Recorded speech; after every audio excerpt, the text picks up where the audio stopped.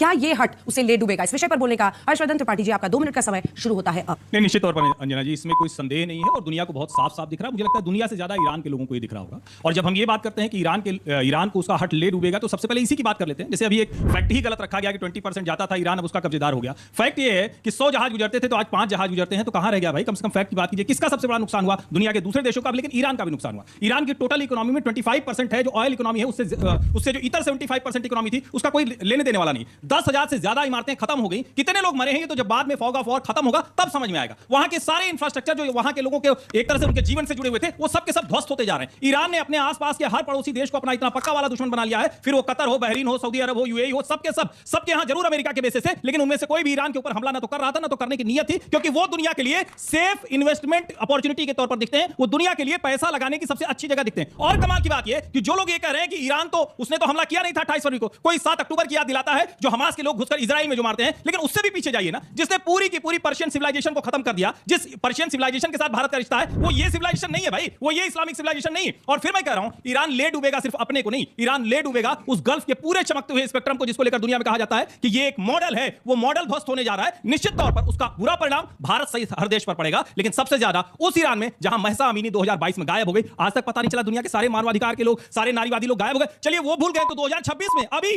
Protest कर रही थी मलिका अजीजी, उसको तो याद कर लीजिए। ईरान सबसे ज्यादा अपने लोगों के ऊपर हत्या बहुत धन्यवाद।